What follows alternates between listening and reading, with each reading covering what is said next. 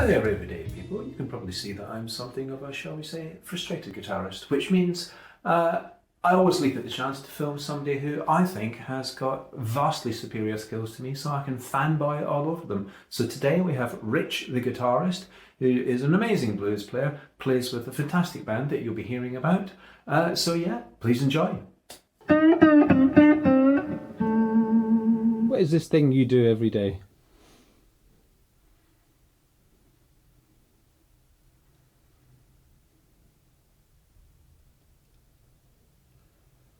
I'm fulfilling my unique life purpose, and to do that, I'm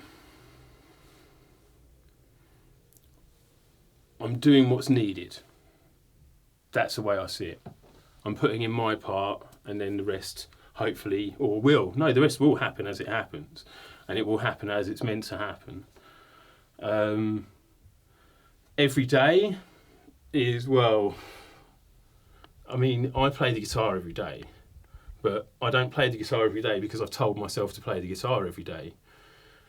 I play the guitar every day because I'm a professional guitar player who plays for arguably the world's finest entertainer and performer of the harmonica variety, right? So that's the guy who I play for. And with that comes a whole lot of expectations. Before I was full-time music, I was working in the pharmaceutical industry and playing music as much as I could, and I thought about music every day, and I played the guitar every day as well. I was doing that just so I had something to stay alive with at points, I had a very wonderful life, but, it was only music could keep me going at points. That was the only reason I had. And now it's different. I'm always looking to fill in a gap of my knowledge and to make some music in that gap relentlessly. That's what I do. And I don't practice for hours and hours and hours at a time at the minute. But when the world was locked down, I was going 8-9 hours a day, on the acoustic guitar. And it was wonderful. Other musicians or performers or artists might get this, or sports people. It's this amazing moment where you're outside of yourself. There's a conversation with what's the being that does the thing. For me, I'm having a conversation, so I might be like, you might want to do a little bit of more countrified stuff in the next round, or that's it, just go up the tempo a bit, try a bit of I'm suggesting things to myself, but essentially I'm just still looking down on myself. It almost feels like I'm outside and I'm looking down, and then I can enjoy my playing. Because I don't know what's going to happen. The stuff just happens, and it feels great. And to get there, I need to practice to be able to get there by myself, so it's repeatable on stage. So if I were to sit there and say I must practice every day, it ain't going to happen. I'm not wired like that. I have to do this. That means I'm not going to do it. If I'm saying that to myself, really.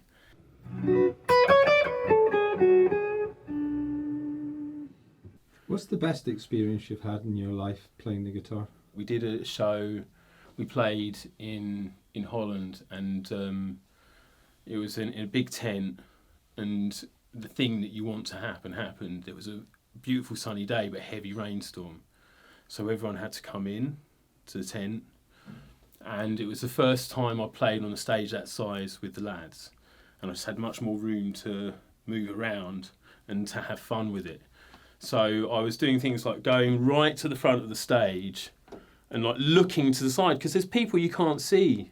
There's whole sways, like 20-degree angle I wouldn't normally see because of the speakers. So I was going out to the front and like pointing people out, having a good time. I just love doing that. So conversely, what's the worst experience you might have had playing the guitar? I had a band called Pollon in the 90s, and we played a gig in Wakefield, and there was a big stage, and the sound guy wasn't at the desk. When we arrived, there was the sort of the Wakefield branch of the Hells Angels there, or biker gang of some kind, And I arrived, and like immediately one of them spotted me. I had this kind of like this blue turtleneck top, which I used to enjoy wearing a lot. And I walked in, I could hear him like, roll neck, and then roll neck in a Yorkshire accent or something like that. And I said, he can't be talking about me. But then when we were playing, me and the other guitar player both had multiple broken strings. Nobody had a spare guitar. We didn't have a spare guitar. Nobody could help us out. The sound man wasn't there.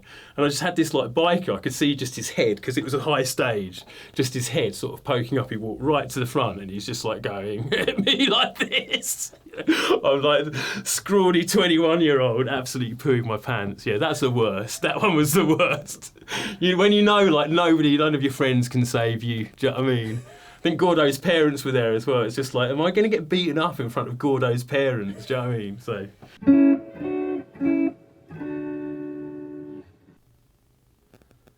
Playing the guitar, what do you think is the most profound life lesson you've garnered from thus far in the journey of guitar? I'm good at something, you know.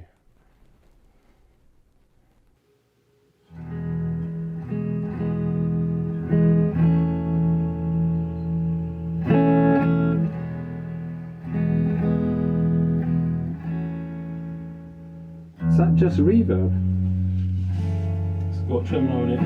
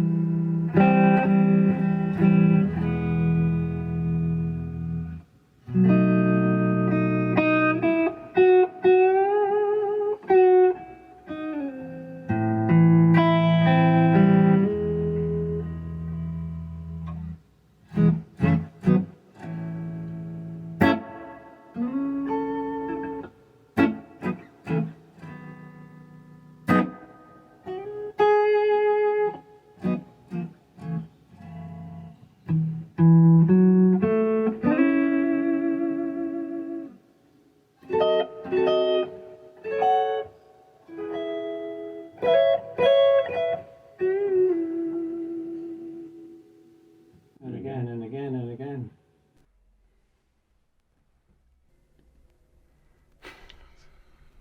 So is that interfering with your mixing pleasure?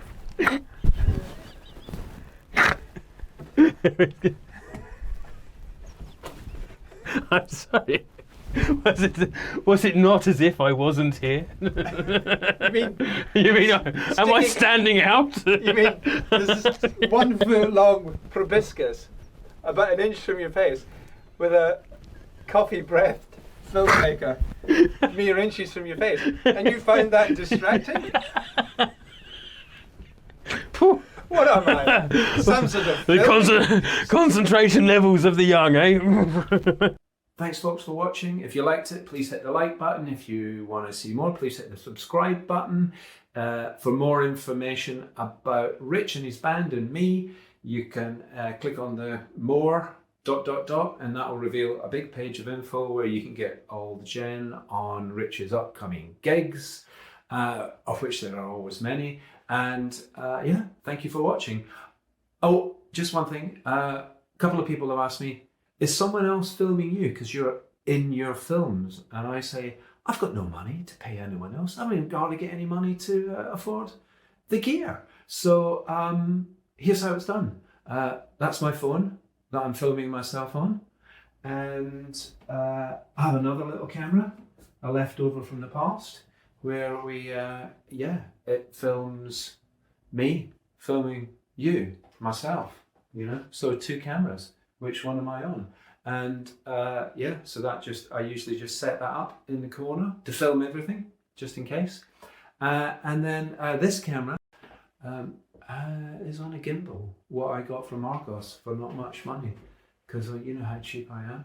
And it's got spooky Chinese technology in there. Facial recognition follows me about. How does it do that? I don't know. But we'll all be controlled by the man soon, so we might as well get used to it. No? Anyway, thanks for watching.